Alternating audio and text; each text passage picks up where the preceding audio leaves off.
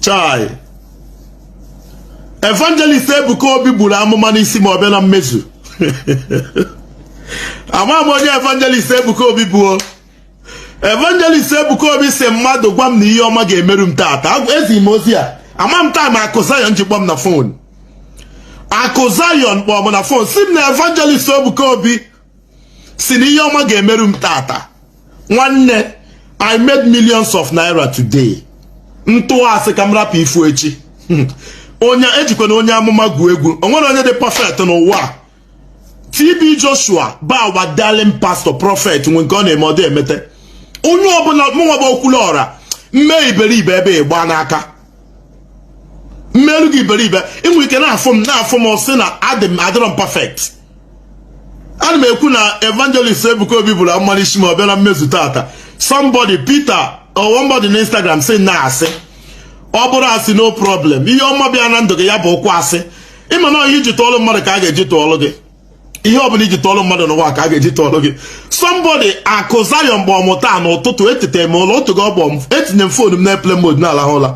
Mpike kọl ahụ. Akụ Zion si m na Evangelist Ebuka Obi kwuru maka nta na ọ sị na m na-eme ọfụma. Na ọ sị na m na-abalị ndị Igbo uru. In short na ihe ọma ga-emerụ m taata. Somehow. Ihe m nebere anya for a very long time. Evangelist Ebuka Obi abụrụ Chukwu. He's only a man of God. He's only a prophet. Mmadụ amali otuto Chukwu. Asị m na o buru amụma. Chineke si na okwu onye amụma ga-abịarịrị na mmezu. Na ihe ọbụla si n'ọnụ onye amụma. Onye amụma ọrụ ọnụ Chukwu ka ọ bụ. Ihe m na-agwa gị mee ka m cheke time Akụ Zion ji wee kpọọ m na phone. Ka m chọọ call ya. Akụ Zion called me today. I'm trying to find the time. Akụ Zion kpọọ m by 3:20. Ọ kpọọ m by 3:20. This is a call from Akụ Zion by 3:20. Akụ Zion kpọọ m by 3:20. Si m na onye amụma si na ihe ga-eme na ndụ m taa. O nwee sị na m ọ na-arahụ ụla nsogbu karị. Let me show you why I am today. O nwere one girl ndụ ya ga-agbanwe tomorrow. Asị m Chineke ihe ọbụla ọ ga-enye m n'ụwa lie ya sọm ihe ahụ abịakwana. Ihe ọbụla ọ nyere m ga-enye ụmụnne m. In fact, ihe m ga-eme this period. Echi na nwanne echi, I'm going to Germany on Sunday. Unu ga-afụ, o nwere one girl mfụ, maybe o butere indomie. O nwere ife o nwete. So ana m ana the prince enyi m nwoke nyere ọda. Ya nwa na-esokarị m na ndị week to make sure na m adara ada. Prince ọmaka enyi m nwoke my number 2. O si ọ ga-emove moto that nobody should stop until I ruo ebe anyị na-eje. Prince Omaka said nobody should stop. But I love these people so much. Umaka we notice no moto now. They had the 2 fair gears. And I need to make sure they come now. Had the 2 fair gears and 1 black lady.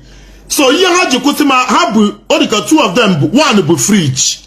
Ofonye butere indomie. Ofonye butere fridge. Mana that particular girl.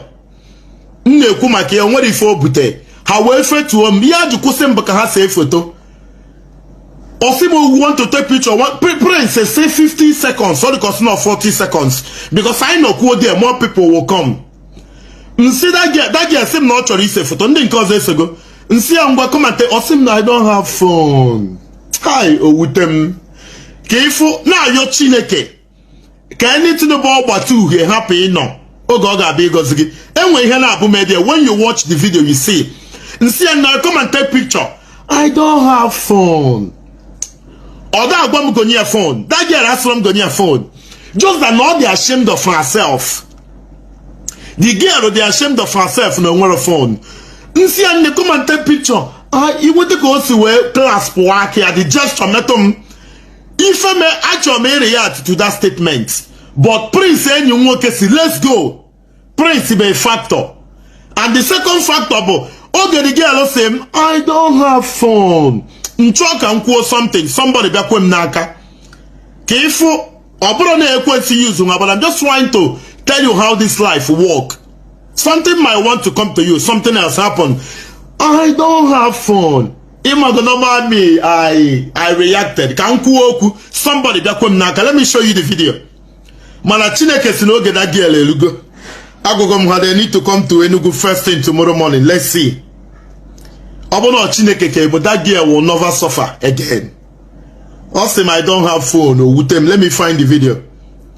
Let me find that video. Can I watch? Yeah. Okay. In enanya ngosi chaya ba mam ka mesi gosi aka but okay. Let me play the video again. Awesome, asim ya iji no phone. Awesome, I don't have phone. Ozugbo nchọrọ ikwu okwu mmadụ bịa kwe m n'aka. Let me play it again.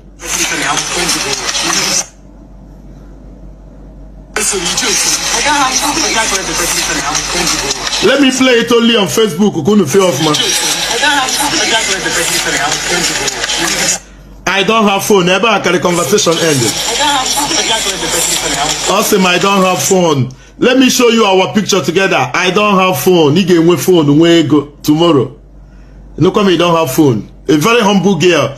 And when they have choice here na kage he nweteria akpari bagi, they will start onwo ge ndi mmadụ na akpari m internet. Nje check obo na ndị niile na akpari m internet na atụ asị.